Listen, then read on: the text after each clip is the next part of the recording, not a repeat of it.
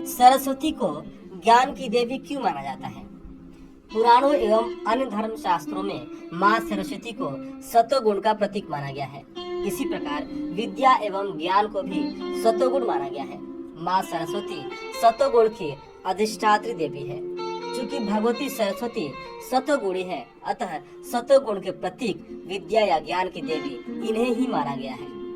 माँ सरस्वती विद्या, संगीत और बुद्धि की देवी मानी गई है।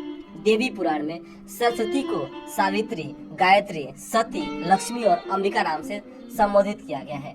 प्राचीन ग्रंथों में इन्हें वाग देवी, वाणी, शारदा, भारती, वीणापाणी, विद्याधरी, सर्वमंगला आदि नामों से अलंकृत किया गया है।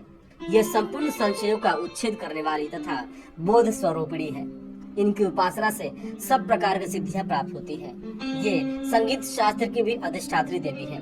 ताल, स्वर, लय, राग, रागनी आदि का प्रादुर्भाव ही इन्हीं से हुआ है। 7 प्रकार के स्वरों द्वारा इनका स्मरण किया जाता है, इसलिए ये स्वरात्मिका कहलाती है। सप्तविध स्वरों का ज्ञान प्रदान करने के कारण ही इनका नाम सरस्वती है। वीणा वादनी सरस्वती संगीत में वीणा वादन शरीर यंत्र को एकदम स्थायी प्रदान करता है। इसमें शरीर का अंग अंग परस्पर गूंथकर समाधि अवस्था को प्राप्त हो जाता है। साम संगीत के सारे विधि विधान एकमात्र वीणा में सन्निहित है। मार्कंडेय पुराण में कहा गया है कि नागराज अश्वतारा और उसके भाई कामबाल ने सरस्वती से संगीत की शिक्षा प्राप्त की थी। सरस्वती के सभी अंग श्वेताभ हैं, जिसका तात्पर्य यह है कि सरस्वती सत्य गुणी प्रतिभा स्वरूपा है।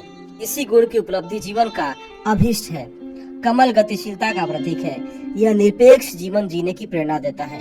हाथ में पुस्तक सभी कुछ जान लेने, सभी कुछ समझ लेने की सीख देती है। देवी भागवत के अनुसार सरस्वती को ब्रह्मा, विष्णु, महेश द्वारा पूजा जाता है। जो सरस्वती की आराधना करता है उसमें सरस्वती के वाहन हंस के नील विवेक गुण अपने आप ही आ जाते हैं। माघ के महीने में शुक्ल पक्ष में की पंचमी को बसंत पंचमी पर्व मनाया जाता है। तब संपूर्ण विधि विधान से माँ सरस्वती का पूजन करने का विधान है। कवि, लेखक, संगीतकार आदि सभी सरस्वती की प्रथम वंदना करते हैं। उनका विश्वास है कि इससे उनके भीतर रचना की ऊर्जा शक्ति उत्पन्न होती है। इसके अलावा सरस्वती देवी की पूजा से रोग, शोक, चिंताएं और मन का संचित विकार भी दूर हो जाता है।